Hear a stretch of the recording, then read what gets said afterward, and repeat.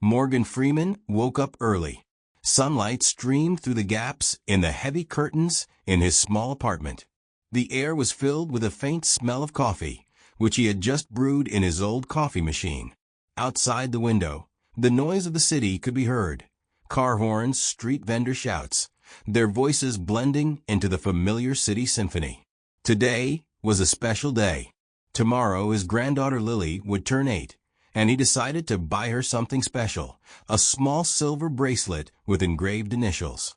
He had seen it in the jewelry store window last week and could already imagine Lily opening the gift, her eyes lighting up with joy. Morgan put on his best suit, a little worn but still decent. He tied his tie, ran a hand through his gray hair, and straightened his collar. Before leaving, he took an old leather bag from the shelf. Inside was a wallet yellowed with age. He checked to make sure his bank card was inside and headed for the door. The bank was just 3 blocks from his house. Morgan walked leisurely, inhaling the cool autumn air. Fallen leaves covered the sidewalks, people hurried about their business, and a few young guys were playing basketball on a court across the street. He felt that this day held something good. He entered the bank through the heavy glass doors. Inside, there was a quiet atmosphere, only interrupted by the sounds of keyboards and the soft voices of employees behind the counters. There was a small line at the cash register. Next, called out a young cashier in glasses. Morgan approached, took out his card, and handed it to her. "I need to withdraw $300. The girl typed something on the keyboard, then looked up. "Everything's fine. I'll bring the money in a moment." Morgan nodded and relaxed a little. A minute later, he was holding the crisp bills in his hand. He thanked her and stepped outside. And at that moment, he heard a sharp voice. "Stop. Don't move." Morgan turned around. 2 police officers in dark blue uniforms were quickly approaching him. One of them had a hand on his holster. "Show your hands," ordered the second officer, a younger-looking man with sharp features. Morgan raised his hands. "What's going on, officer?" he asked calmly but with caution. "You're suspected of robbing the bank," said the senior officer, stepping closer to Morgan. "This is a mistake," Morgan replied quietly. "Don't argue. Just lie down on the ground." Morgan froze. People on the sidewalk stopped. Some were already taking out their phones, filming everything. His heart was racing. "I didn't do anything," he said, but the officer was already taking out handcuffs. "Lie down on the ground," the officer repeated, stepping forward. Morgan slowly knelt down, feeling the cold concrete beneath his hands. His breath quickened, and only one thought pulsed in his mind. "They think I'm a thief." Morgan sat in a small room with white walls. The air carried a faint smell of cheap disinfectant, mixed with a musty scent of old furniture. Across from him at a table sat 2 police officers, one young, with light hair and a cold gaze, the other older, with dark stubble and wrinkles around his eyes. The older officer's badge read Sergeant Johnson. The young officer, Lieutenant Barkley, broke the silence first. "Let's start from the beginning. What's your name?" Morgan, sitting straight, calmly replied, "Morgan Freeman." Barkley raised an eyebrow, but Johnson simply nodded. "And what were you doing near the bank?" Morgan felt a wave of indignation rise within him, but he refrained from snapping back. His voice remained steady. "I was just withdrawing money. For a gift for my granddaughter." Barkley smirked with disbelief. "Really? And didn't it seem suspicious to you that you left the bank just when the alarm went off?" Morgan held his gaze. "I didn't know the alarm went off. I just walked outside." Johnson leaned forward, bracing his elbows on the table. "We have footage from the security cameras. You look quite hasty." "I wasn't rushing," Morgan replied, but there was tension in his voice. Barkley slammed a tablet onto the table and played a video. On the screen, Morgan was seen leaving the bank at a brisk pace, nervously glancing around. The alarm was already blaring in the background. "How do you explain this?" Barkley leaned forward, narrowing his eyes. Morgan looked at the screen, then calmly raised his head. "I heard the alarm and looked around." "A normal reaction, don't you think?" Johnson pressed his lips together. "Fine, let's assume that." But there's something else. He pulled a transparent bag from a drawer and threw it onto the table. Inside was a bundle of $100 bills tied with a red ribbon. This bundle was found in the trash bin around the corner. The cameras show you walking past it less than a minute before it was thrown there. Morgan tensed, but his face remained unreadable. "You're saying I did this. It's hard to ignore the coincidences," Barkley said coldly. "The money went missing from the bank. You were seen near the place where it was found, and your nervous behavior in the video." Morgan sighed, his fingers gripping the edge of the chair. "This is absurd. I have nothing to do with this." "Then explain this." Johnson pulled out another bag and placed it on the table. Inside was a gold watch with engraving. It was also found near the money. "And it has your fingerprints on it." Morgan stiffened. "That's impossible. I've never seen that watch." Barkley smirked slightly at the corner of his lips. "Then how did your fingerprints end up on it?" Morgan paused for a moment, trying to collect his thoughts. "Someone is trying to frame me." Johnson and Barkley exchanged glances. Johnson leaned forward. "If you're hiding something, you'd better say it now." Morgan felt his heart race. A thought flashed in his head. "Someone set me up." "But who?" "I'm not hiding anything," he replied coldly. "And if you don't have concrete evidence, I want to call my lawyer." Barkley gritted his teeth, but Johnson raised his hand, stopping him. "For now, you remain in custody, Mr. Freeman, until we clarify the situation." Morgan leaned back in his chair, feeling his anger simmering. He knew he was in a serious trap, and someone stood to benefit from this. The door opened, and another officer walked into the room. He nodded to Johnson and whispered something in his ear. Johnson furrowed his brow. "What?" Barkley asked sharply. "There's something new from the cameras on the next street," the officer said. "It needs to be checked." Johnson stood up, nodded to Barkley, and left the room. Barkley remained seated, staring at Morgan with a piercing look. "We'll see how long you stay so confident in your innocence," he said ominously. Morgan met his gaze without blinking. "I'm confident in the truth." "Are you?" Barkley pressed his lips together, but said nothing. The door to the room creaked open. Morgan raised his head, thinking it was Johnson or Barkley again. But instead, standing in the doorway was a little girl with long chestnut braids, dressed in a light pink coat. In her hands, she held a teddy bear with a slightly torn ear. Behind her stood a young woman, her mother, with a tense face and eyes red from anxiety. "Grandpa!" the girl exclaimed, and her voice filled the room like fresh air in the stifling atmosphere of the interrogation. She ran to Morgan and hugged his legs. Morgan felt his heart tighten in his chest. He bent down, ran his hand through her hair, and gently hugged her small shoulders. "Hello, sweetie." The girl looked up at him with big brown eyes, tears shining in them. "What are you doing here?" Morgan felt his throat go dry. He quickly glanced at the young officer sitting across from him, but Barkley only twisted his lips in a grimace and watched the scene with a cold expression. I'm just here for a little while," Morgan said, trying to speak gently. "It's all right, dear. Don't worry." The girl squeezed his hand.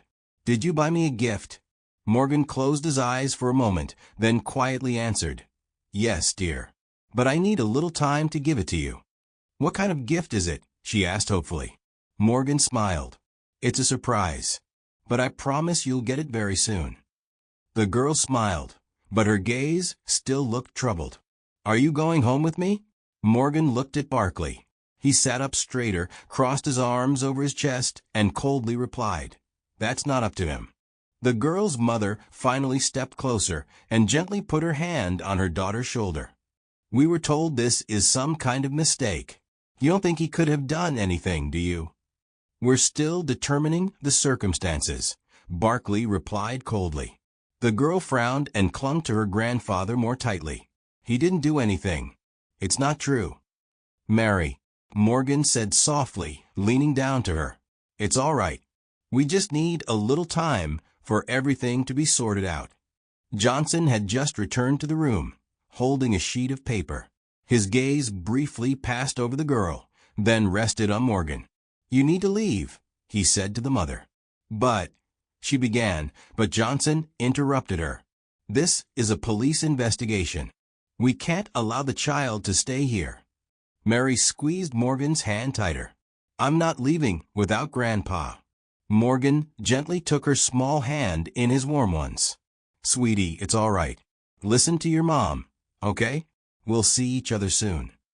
The girl started crying and dug her fingers into his hand. "Grandpa." Morgan bent down to her, kissed her forehead, and whispered, "I love you. We'll see each other very soon."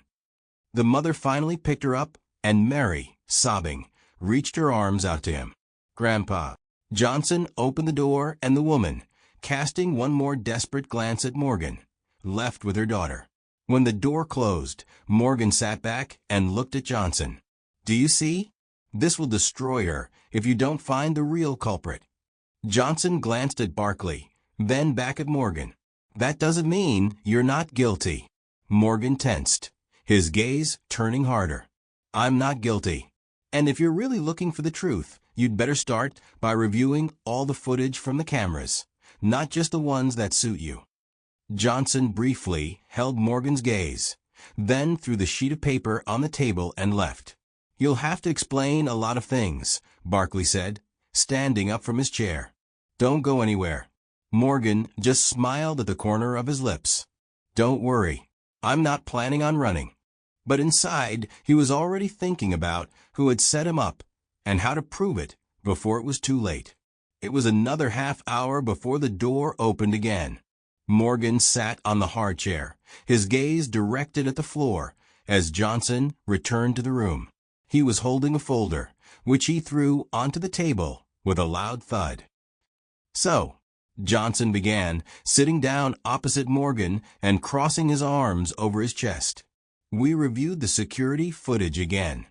Morgan raised his eyes. "And what did you see?" Johnson stared at him intently. "The camera by the cashier shows you picking up the wallet." Morgan clenched his jaw. "I already told you. I just wanted to return it to its owner." "Yes," Johnson nodded. "And here's what's interesting. Just a minute before you picked up the wallet, another man approached it, and he's the one who took the money from it." Morgan raised his eyebrows. So, it turns out you have nothing to do with this," Johnson sighed. The store security jumped to conclusions. "They saw you pick up the wallet and decided you stole it." Morgan leaned back in the chair, feeling the tension slowly release from his shoulders. "So I can leave?" Johnson studied him for a moment longer, then stood up and nodded to Barkley. "Let him go." Barkley grimaced, but unlocked the handcuffs and detached them from Morgan's wrists. The metal clinked lightly as it fell onto the table. Morgan slowly rubbed his wrists, feeling the blood flow back. "We may still have some questions for you," Johnson added. "Anytime," Morgan replied coldly, getting to his feet. Johnson gestured to the door. "You're free to go." Morgan walked slowly toward the exit. When he opened the door, he saw Mary sitting in the hallway on a plastic chair, hugging her teddy bear. She looked up, saw him, and her face immediately lit up. "Grandpa." She jumped off the chair and ran to him. Morgan scooped her up and held her tightly, feeling her hot tears on his neck. "I told you you're not guilty," she whispered, pressing herself against him. "You've always believed in me, sweetheart," he replied, running his hand through her hair. Mary's mother approached them, her face showing signs of tears, but now it wore an expression of relief. "Thank God," she said quietly. "I was afraid this would drag on for a long time." "I thought so too," Morgan replied, but there was still tension in his voice. He glanced over his shoulder and noticed Johnson and Barkley standing in the doorway, watching them. Johnson looked serious, and Barkley clearly dissatisfied. "Let's go home," Morgan said, setting Mary down and taking her hand. "I still have something for you. A gift." Her eyes lit up. "The promise a prize," he winked. Mary grabbed his hand, and they began walking toward the exit. But as Morgan passed by Johnson, he leaned closer and quietly said, "I still want to know why you were near that store at that moment." Morgan stopped and met his gaze for a moment. Sometimes coincidences are just coincidences, he replied calmly. He turned around and walked out of the police station with Mary and her mother. But inside, Morgan knew this wasn't over. Someone had set him up, and he was determined to find out who and why. The next day, Morgan left the house with Mary and headed to the city center. He had promised his granddaughter a surprise, and now it was time to deliver. Mary walked beside him, holding his hand, her eyes sparkling with anticipation. "So what's this gift, Grandpa?" she asked, grinning up at him. "A little patience, kiddo," Morgan smiled, gently patting her on the head. They turned onto the main street, which was filled with people. Morgan led his granddaughter to a small but cozy toy store. "Pick whatever you want," he said as they entered. Mary's eyes widened as she took in the shelves stacked with dolls, stuffed animals, building blocks, and board games. She immediately ran over to a row of plush bears. Morgan watched her with a tender smile, but suddenly felt an odd chill down his spine. His gaze inadvertently landed on a figure near the counter. Tall, thin, dressed in a dark jacket with a hood. It was him. Morgan tensed. He immediately recognized the man, the same one he'd seen on the security footage when they reviewed the videos at the police station. He was the one who had taken the money from the wallet before Morgan picked it up. Morgan discreetly stepped behind one of the shelves, trying not to attract attention. The man was paying at the counter. His movements were calm, but his eyes were darting around nervously. "What's he doing here?" Morgan wondered. The man took a bag with his purchase and headed toward the exit. Morgan hesitated for a moment, then nodded to himself and decided to act. "Mary, stay here, okay?" he said softly. "Grandpa, where are you going?" she asked, her voice laced with concern. "I'll be right back, I promise." He squeezed her hand gently and quickly followed the man. Once outside, Morgan saw the stranger turn the corner of a narrow alley. Morgan quickened his pace, then stopped behind the corner, watching. The man was standing near a dark passage, talking to someone on the phone. "Yeah, everything went smoothly." "No, the cops didn't figure it out." "The money's with me. I'll hand it over today." The man glanced around and lowered his voice again. "So it wasn't an accident," Morgan thought. He stepped out of the shadow, and the man immediately tensed, his hand jerking toward his pocket. "Nice work," Morgan said calmly. "But you made a mistake when you let the cameras record you." The man stiffened, his eyes narrowing. "Who are you?" "The guy who almost ended up behind bars because of you." Morgan stepped forward. "Grandpa, be careful," a high-pitched voice called from behind. Morgan turned sharply and saw Mary standing at the edge of the street. The man seized the moment. He pulled out a knife and lunged. Morgan reacted instantly. He dodged and swiftly struck the man's arm, knocking the knife away. It clattered to the ground. The man tried to flee, but Morgan grabbed him by the collar and slammed him to the ground. The man hissed in pain, but Morgan kept him pinned to the pavement. "Grandpa." Mary ran toward him. "Call the police, kiddo," Morgan said, holding the man down. Mary quickly pulled out her phone and started dialing. "Let me go, old man," the man shouted, futilely trying to break free. "You've done enough already," Morgan said coldly. "The police will take care of you." Soon, police sirens were heard down the street. A minute later, Johnson and Barkley jumped out of a car. "Well, look at that." Johnson frowned when he saw the familiar face. "We were just looking for this guy." Morgan stood up, allowing Johnson and Barkley to handcuff the man. "It's him," Morgan said. "You heard him confess to the theft." Johnson looked at Morgan with newfound respect. "Impressive work, Mr. Grayson." "Old habits die hard," Morgan smiled. Johnson nodded and led the thief to the car. Mary ran up to her grandpa and gave his arm a tight hug. "Grandpa, that was incredible," she exclaimed. Morgan leaned down to her, smiled, and gently touched her nose with his finger. "The most important thing is that you're safe, kiddo." Mary looked up at him. "And the gift?" Morgan laughed. "You already found it." "What's that?"